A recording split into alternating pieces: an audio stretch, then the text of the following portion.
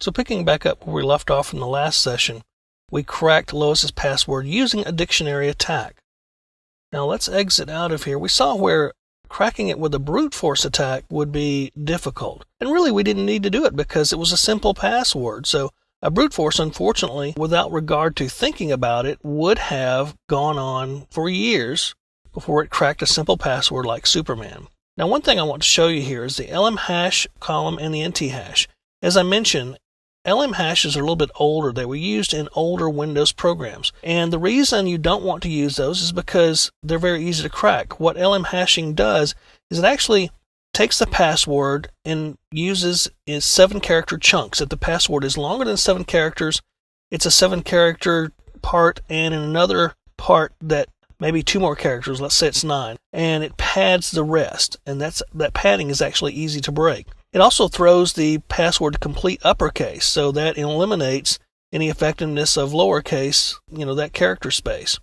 So you can see where the LM password was all caps Superman, the NT password was lowercase Superman. That's what the actual password was.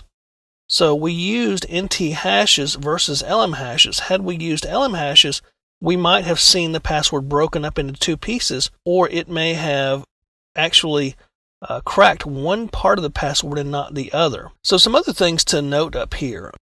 We have an administrator password and we have several other passwords. Now one thing I want to show you here, this is interesting. Remember I said that a unique password produces a unique hash. Now look at the administrator password here and the NT hash. It starts with 879278503C2 and so on. Now look at my password, same identical hash. So what should that tell you? That user, Bobby, has the same password as administrator. So if we guessed one, we would also have the other. So that's a big no-no with passwords, is if you're going to have multiple accounts on a box or use multiple accounts anywhere, don't use the same password twice, because if someone breaks one, they can break all of them if they're identical. Another thing that I want to point out is this empty password here. Even the empty password has a hash, and the NT hash for this is 31D6CF, so forth. And if you look here, it's a little bit different. So this tells you a couple of things. If you compare the LM hashes, they're identical. If you compare the NT hashes, they are not. The reason is this is not an LM hash. It is an NT hash. So there is no NT password for the support account. You'll find that it'll look this way on Windows 7 and Vista also. If you ran CanEnable on Windows 7, even if everybody had complex passwords, for LM they would all show as empty. But with NT passwords they would not. So that tells you that LM is not being used or is turned off on a Windows 7 box. So that's just some other interesting things there. Now we could try to crack Clark's password here. And let's go with the NTLM hashes again. And I'm going to do another brute force. And I'm going to up the character length. Let's say we know that the minimum password that the Daily Planet requires is 10 passwords and the maximum is 16. So we can start there. Look at our key space, 3 point a lot of numbers to the 31st power.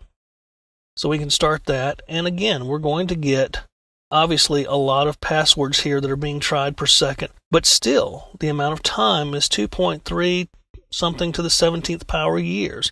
Although it starts out with at least 10 characters. Okay, so that actually gives you a little bit of a leg up on cracking it, but not much. It really didn't make a difference. So let's go ahead and stop that right there and quit. And let's go back into a dictionary attack on it again. And let's reset our position here.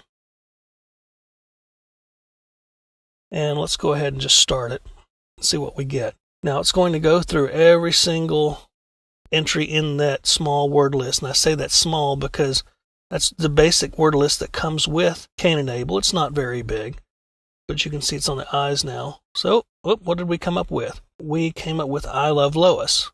Now, that's not a dictionary word normally, and it's not a mutation, but you could add your own words to the word list that may be relevant to the person. In other words, if you do social engineering and you kind of get an idea that Clark Kent's got the hots for Lois Lane, you might put that in your dictionary file, and so you customize this file for the individual you're trying to crack sometimes. If you knew that the person liked football, you could put major football teams in their area in there, for example. Or if you knew they liked certain cars, you could put things like Mustang, Camaro, Corvette, whatever in there.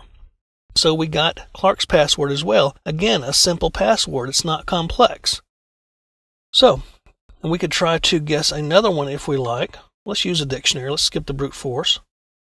And let's reset the file position. Let's start again. Now again, this is going to take just a few seconds. We'll let it run through and see what we get. 20% done. 26% done.